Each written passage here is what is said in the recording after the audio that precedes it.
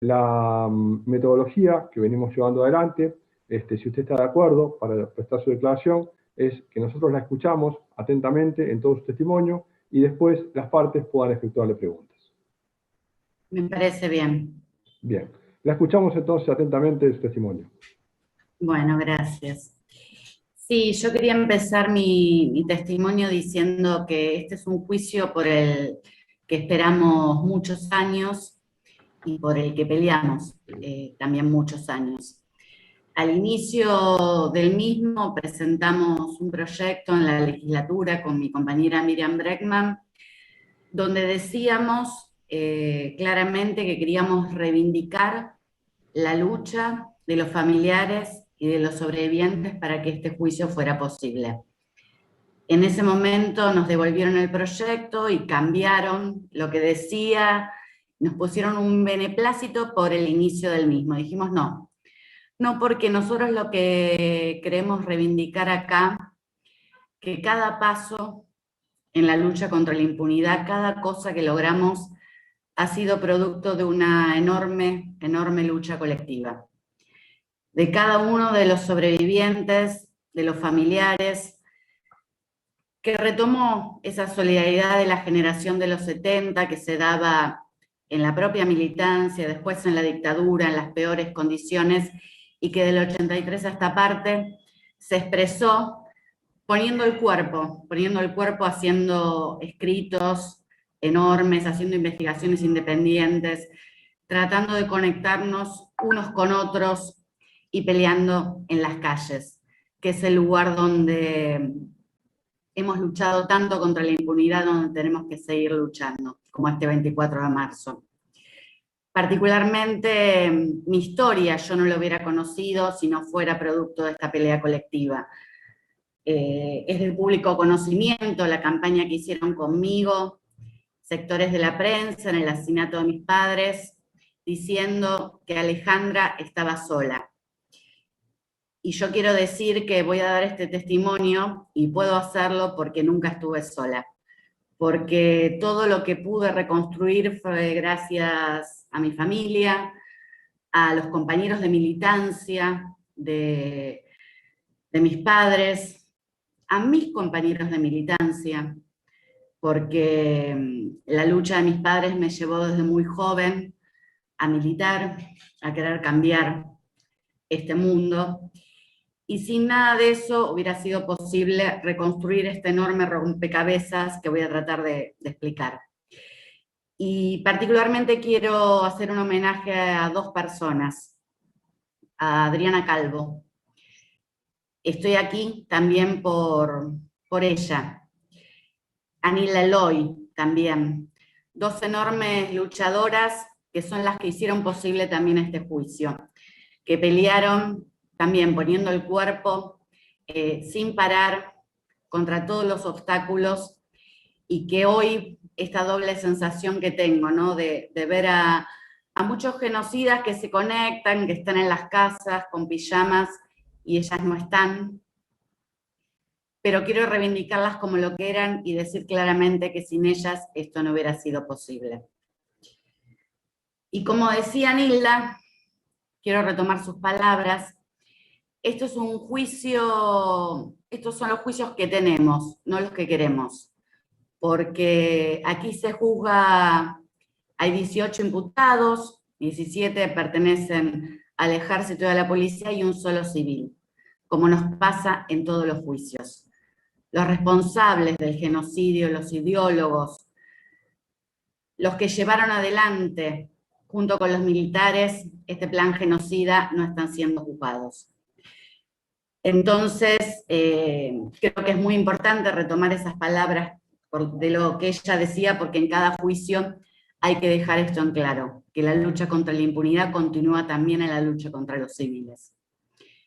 Yo creo que este juicio es muy importante porque es uno de los pocos juicios que saca a la luz que el terror genocida, que el plan genocida comenzó antes del 76. Los relatos de los distintos sobrevivientes, lo que yo voy a contar sobre mis padres, da cuenta de eso. Métodos de detención legales e ilegales, métodos de tortura, miles de presos políticos, allanamientos a locales. En ese contexto se da la represión a mis padres y a mi familia. Es un momento particular donde el propio gobierno, en noviembre del 74, Isabel Martínez de Perón dicta el estado de sitio que da lugar a todo esto, que da lugar a una persecución contra una generación que, como ya sabemos, abrió una situación enorme en el país de transformación social, de lucha, con el cordobazo, pero que en esos años estas medidas de restricción, de represión del gobierno llevaron a que también hubiera procesos de lucha muy grandes. Mis padres fueron parte de eso. Fueron parte de grandes peleas contra las libertades democráticas y parte de procesos de organización muy profundo de los trabajadores, de los sectores populares, de los estudiantes. Por nombrar solo algunas, las coordinadoras interfabriles, 100.000 trabajadores que se agrupaban en el Gran Buenos Aires y que llevaron adelante una de las huelgas más importantes en el año 1975, donde hicieron caer el plan del ministro de Economía y al propio López Rega. Entonces, la persecución que se daba sobre esta generación en ese momento tenía que ver con eso, con que querían derrotar un proceso de lucha y organización que no eran militantes solo, que tenían ideas de cómo transformar la sociedad, sino que se estaba poniendo en jaque realmente el sistema capitalista. Y como decía, la persecución de mi familia se da en este contexto. Mi mamá, Susana Mata, era de profesión docente, militante, militaban, bueno, junto con otras compañeras en barrios, en los sectores populares. Fue secretaria general del sindicato docente de Almirante Brown en el momento de su detención. Es una de las razones por las cuales ella es perseguida y encarcelada. Era militante montonera, como el resto de mi familia, a los cuales voy a relatar. Yo tomé conocimiento de que mi mamá había estado presa en la cárcel de Olmos por mi tío paterno, Jorge Barri, y por su mejor amiga y compañera de militancia, Graciela Nordi. Sé que yo nací en la cárcel de Olmos el 19 de marzo de 1975. Allí me contaron relatos, incluso cuando la fueron a ver, cuando me había tenido a mí encarcelada en la camilla. Lo sé por relatos también de compañeras de ellas que estuvieron detenidas, y tomo conocimiento de que mi mamá, previamente a estar detenida en la cárcel de Olmos, estuvo en el pozo de Banfield por la declaración de Nelfa Suárez de Rufino.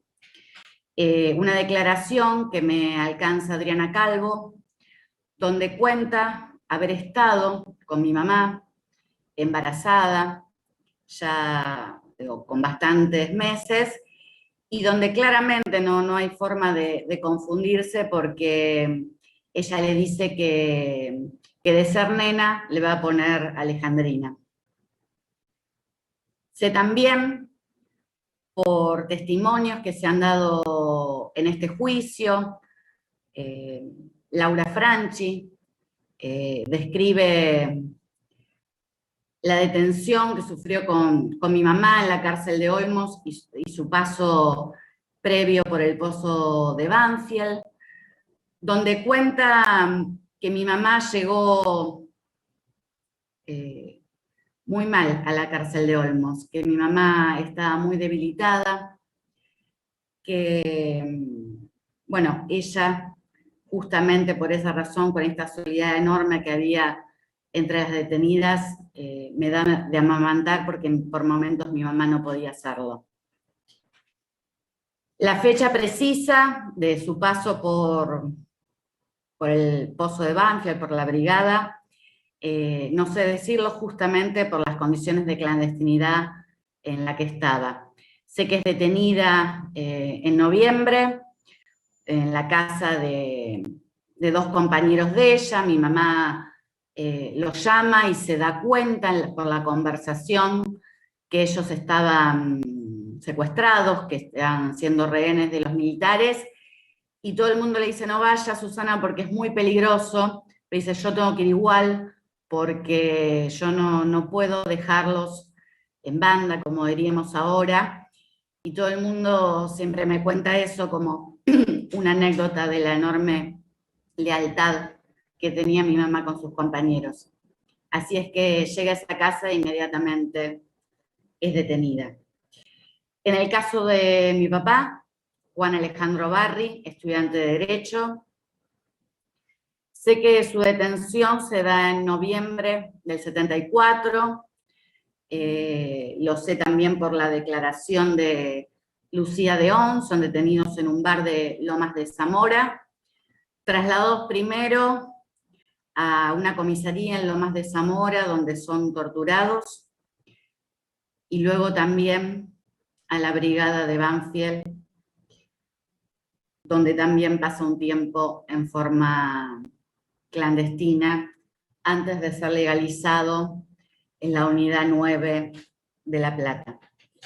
Aquí también no puedo precisar las fechas exactas por el carácter clandestino, sino que puedo dar testimonio de lo que me han dicho los sobrevivientes, de lo que han vivido con ellos.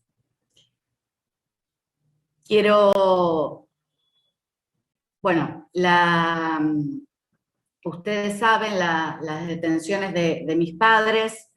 Yo nazco en la cárcel de Lobos en 1975, sé que mi mamá sale meses después, mi papá un periodo antes, y la historia sigue la persecución represiva. Es la parte de la historia más conocida de mi familia, que es la que se da en Uruguay, en diciembre de 1977, estando yo con ellos, donde somos víctimas de un operativo conjunto de las Fuerzas Armadas argentinas y uruguayas, en particular del grupo de tareas 332, que viaja expresamente a Uruguay para llevar adelante el asesinato de mis padres y el secuestro del resto de los militantes que se encontraban con ellos y que son trasladados luego a la ESMA.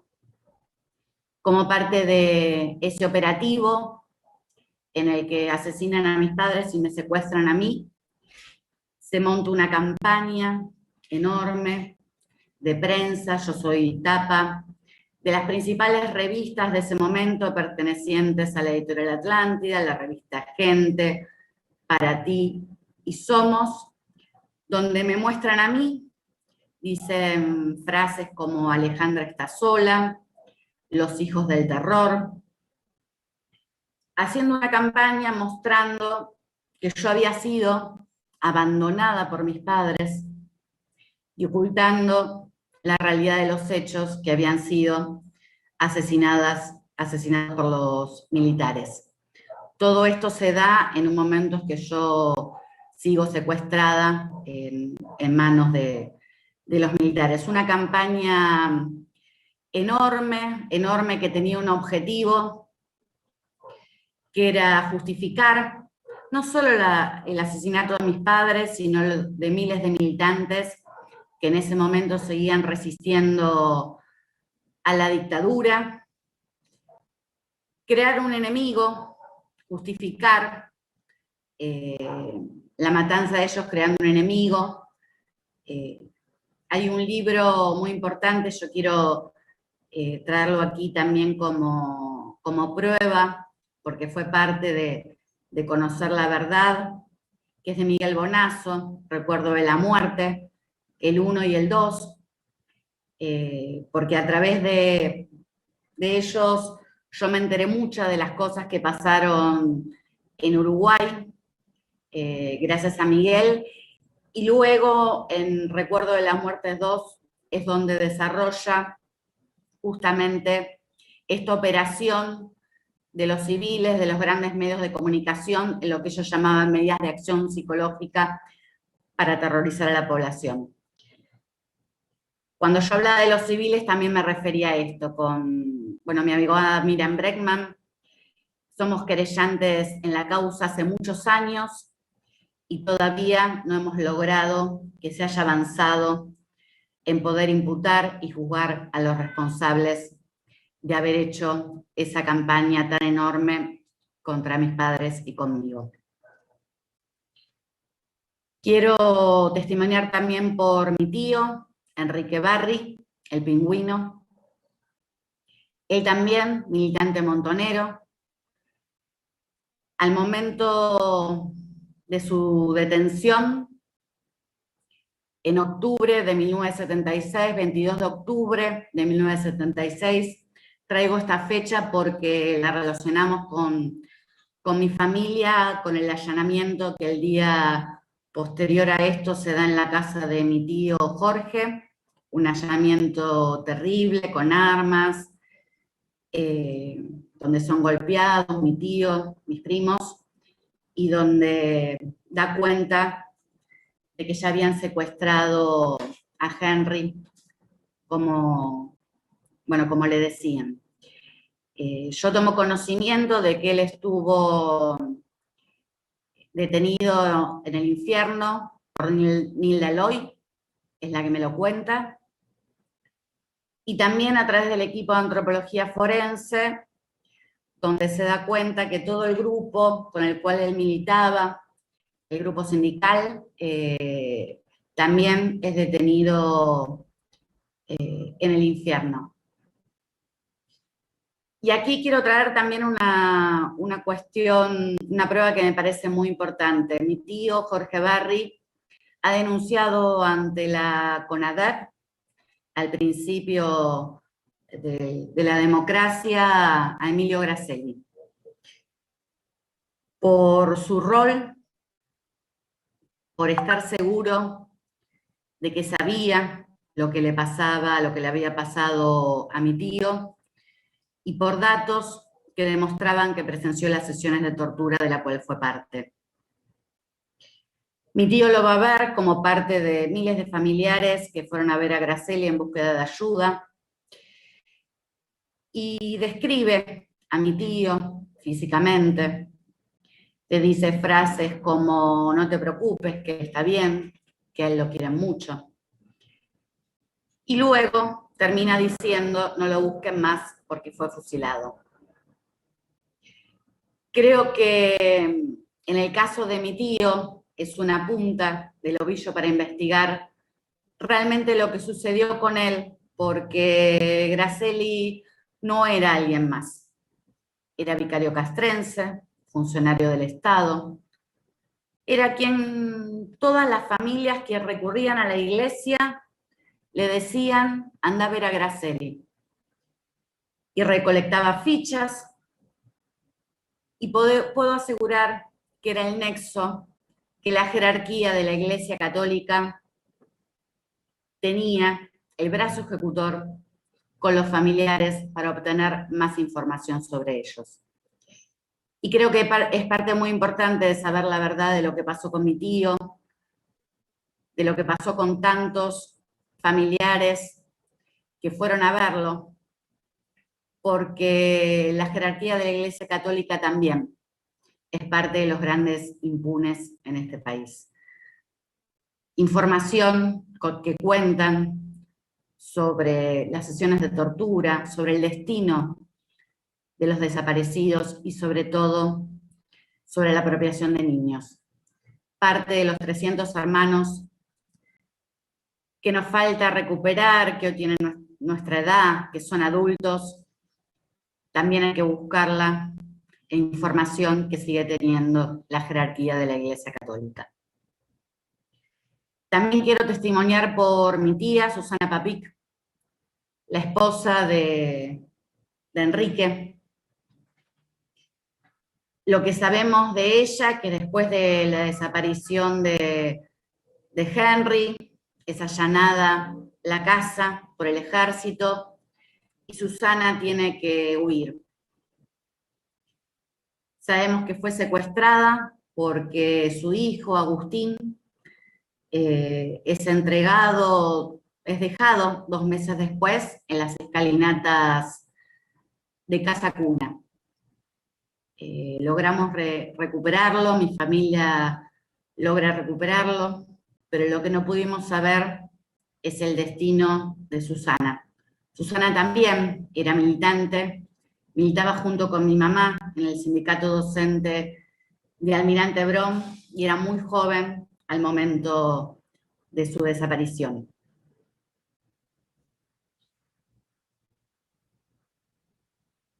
Bueno, estos hechos que yo estoy contando acá son parte de este rompecabezas que pudimos armar, donde seguramente le faltan piezas, pero que a través de cada testimonio es una más que podemos reconstruir. Y creo que este camino largo, enorme de poder reconstruir estos hechos y estas historias es porque lo que no se ha producido todavía totalmente es la apertura de todos los archivos de la represión. Un reclamo histórico de los sobrevivientes, de los organismos de derechos humanos. En mi caso en particular, quiero traer aquí como prueba fundamental de la existencia de esos archivos lo obtenido por la Secretaría de Inteligencia del Estado en el año 2013. Con mi abogada Miriam Bregman, durante años hicimos enormes, múltiples presentaciones tratando de demostrar que esos archivos existían, pidiendo por el caso de mis padres y de mis tíos. Pedimos hasta allanamientos a las sedes de la CIDE.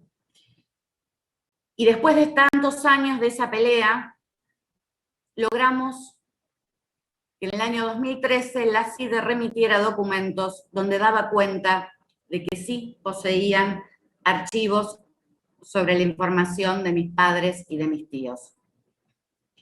La ex-CIDE nos entrega 3 hojas donde da cuenta de muchas cosas que ya habíamos investigado, que ya sabíamos por el relato de tantos años de mis familiares y de los sobrevivientes. Pero lo que demuestra, y que es una prueba absolutamente contundente, de que esos archivos existen. Es la primera vez en la historia argentina, después de 35 años, que los servicios de inteligencia reconocen que siguen teniendo la información de todos y cada uno de los desaparecidos. Nuevamente, como parte de esta pelea, en el año 2018 y en el año 2019, volvimos a presentar, patrocinada por Miriam Bregman, junto con Mario Santucho y con Patricia Walsh, los archivos. Volvieron a entregarnos información. En el caso mío, me entregaron menos información de mis padres que la que ya me habían dado en ese momento, mostrando no solo que tienen esa información, sino el poder que tienen para usarlas como se le antoje. Me entregaron menos información sobre mis padres y me entregaron más información sobre mí, dando cuenta de que la inteligencia también se hacía sobre mi militancia. Una ficha entera dedicada a contar cada una de las campañas electorales en las que yo había sido parte. Algo muy similar me pasó con los archivos de la DIPA, donde también en cada uno de ellos, por mis padres y por mis tíos, da cuenta de muchos hechos que tardaron años en investigarse.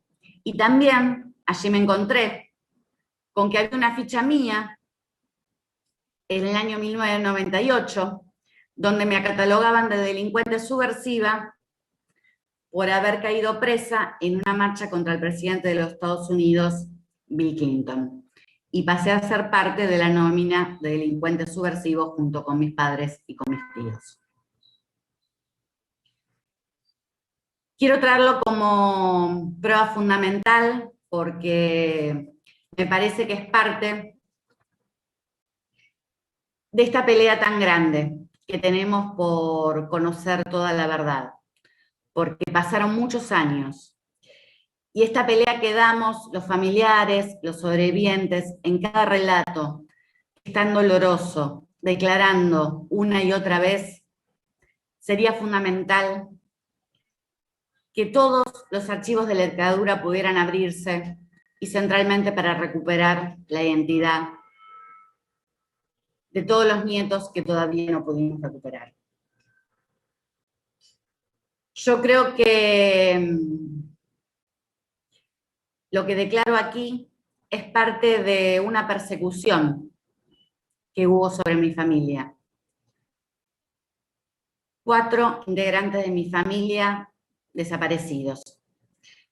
Una persecución que tenía que ver por su militancia y que yo aquí quiero reivindicar, porque aquí tenemos que contar los horrores que sufrieron, los maltratos, las situaciones más terribles, pero también quiero que se los recuerdes como lo que eran militantes que luchaban por cambiar este mundo. Y hay muchos debates en relación a eso, ¿no? Uno puede discutir, creo yo, cuál error cometieron, su estrategia política, de por qué no pudieron ganar.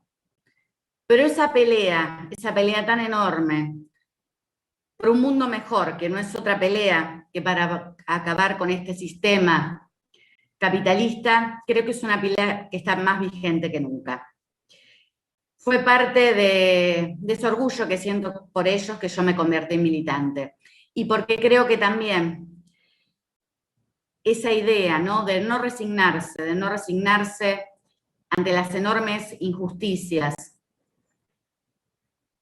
en no poder soportar situaciones que vemos agravadas aún más por la derrota de ellos, porque las consecuencias económicas de la dictadura están intactas, la pobreza, la desocupación, cuando vemos la situación en el mundo, incluso en el medio de una pandemia, donde hasta la salud de la población, usufructando con las vacunas que podrían salvarlas, son fuente de negocio, se demuestra que la pelea de ellos está más vigente que nunca.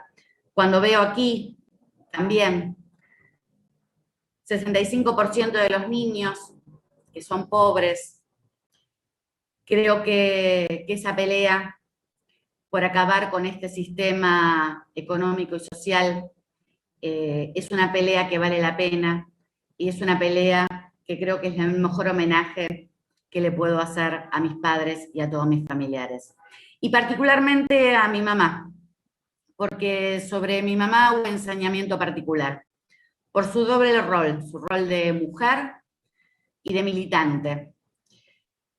Las mismas cosas que contaban que sufrió en el Pozo de Banfield, siendo golpeada, sufriendo vejaciones, en la misma cárcel de Olmos, con los maltratos que sufría. Y también esta campaña mediática que hicieron sobre ella, donde el eje era mostrar que había salido de su rol solamente de madre para convertirse en militante como si eso fuera un delito.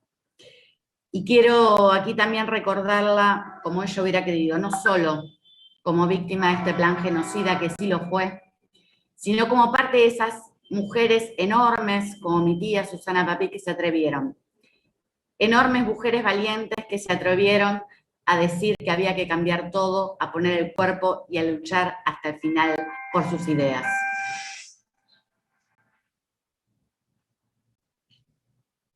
Y esta reivindicación que hago de mis padres es parte de una pelea que también vamos a dar este 24 de marzo, ¿no? Porque cuando yo contaba al principio, ¿no?, que cada una de las peleas que logramos en la lucha contra la impunidad, cada paso que logramos fue por haber estado movilizados. Pero nos falta mucho porque faltan los civiles, porque faltan los 300 nietos que falta recuperar, porque falta juzgar a los miembros de la jerarquía de la Iglesia, porque falta que se abran los archivos de la represión. Por eso, este 24 de marzo, en el medio del contexto en el que estamos, con todos los cuidados necesarios, pero sabemos que es la única manera de lograr pasos más importantes en la lucha contra la impunidad. Y porque también cada 24 de marzo, como parte del homenaje a ellos, peleamos contra la impunidad de ayer y la represión de ayer, pero contra la impunidad y la represión de hoy. Porque cada pibe asesinado por el gatillo fácil, cada mujer que es asesinada, víctima del femicidio, de un femicidio, cuando no es casualidad que 1 de cada 5 femicidios sean cometidos por fuerzas de seguridad. Cuando tenemos que pelear contra la represión a trabajadores, a sectores populares, que luchan por derechos tan elementales como el trabajo, como el derecho a la vivienda, como acompañé a las mujeres de Guernica, es necesario denunciar que a tantos años del golpe, la represión sigue como forma de acallar los reclamos de los trabajadores y de los sectores populares, y que hay que denunciarla, sea el color político del que sea.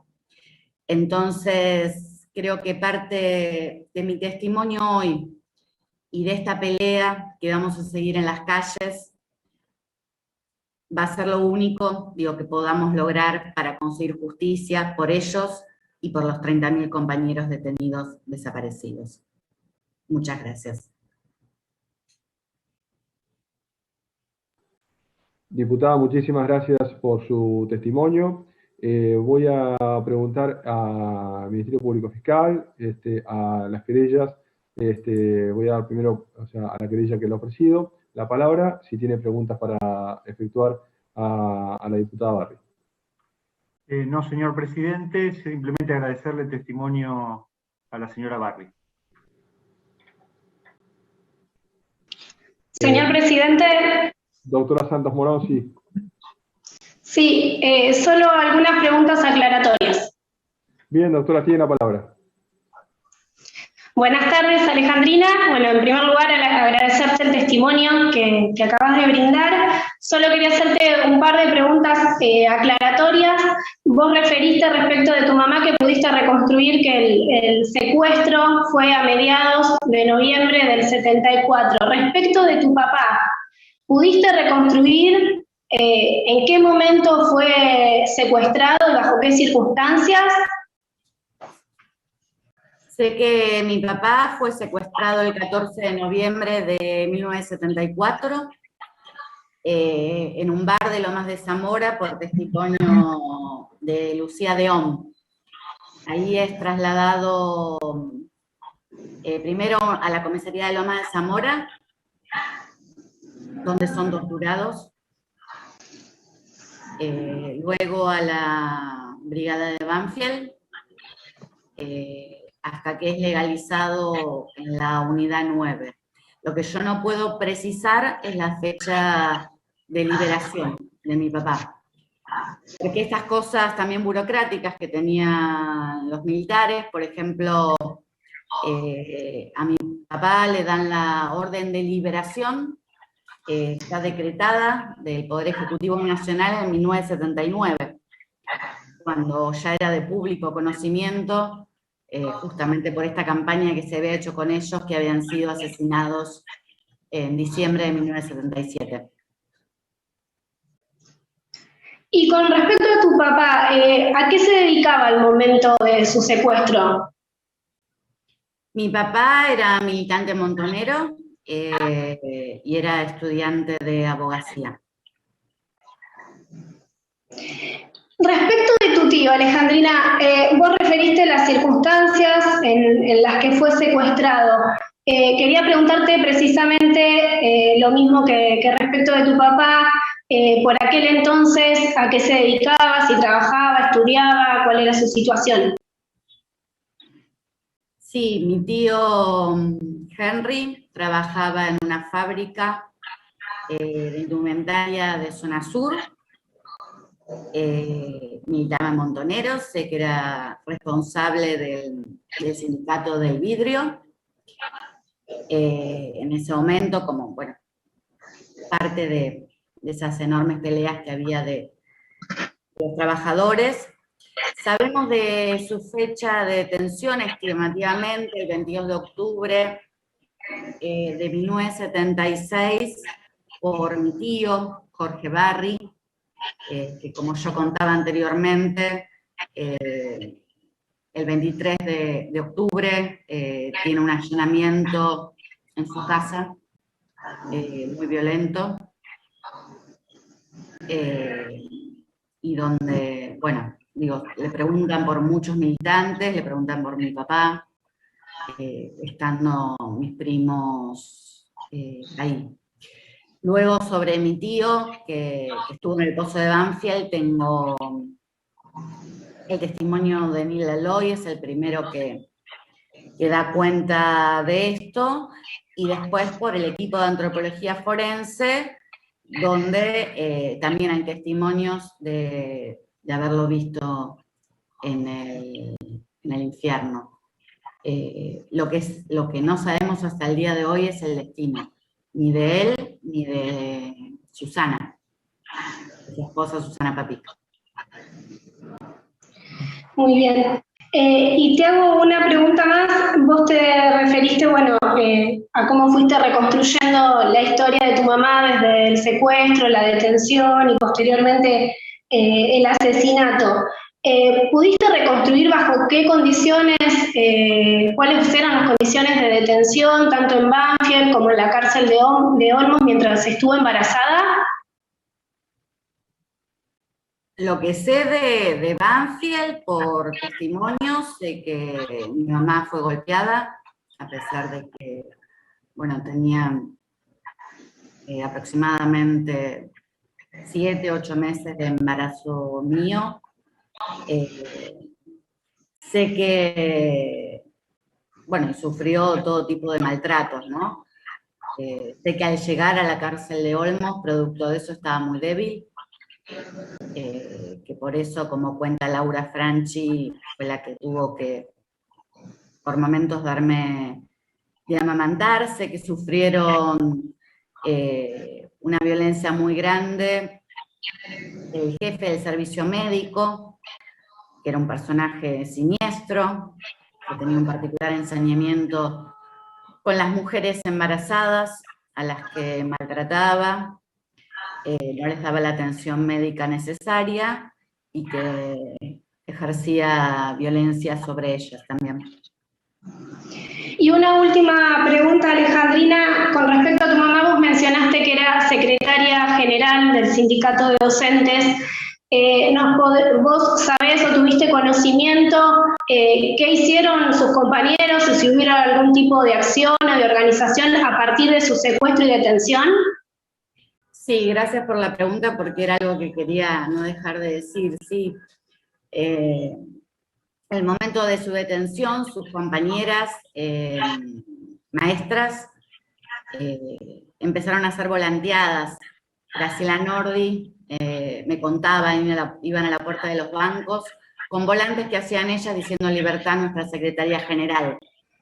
Y era algo muy importante porque era un momento muy difícil para hacerlo, en el momento del contexto represivo que se vivía en el país. Entonces, cuando ella me contó esa anécdota, fue algo que para mí fue muy fuerte, y quiero agradecerles a muchas de ellas, que tuve la suerte de conocerlas como militantes, como grandes mujeres que fueron parte de reconstruir mi historia, pero que muestra también el nivel de pelea que había también de esas maestras, de esas docentes, que a pesar del momento represivo que se vivía en el país, no dudaron ni un minuto en salir a la calle a reclamar por la libertad de mi mamá y por el resto de las detenidas, también docentes. Bueno, muchas gracias, Alejandrina. No tengo más preguntas, señor presidente. Gracias a vos. Muchísimas gracias, doctora Santos Morón.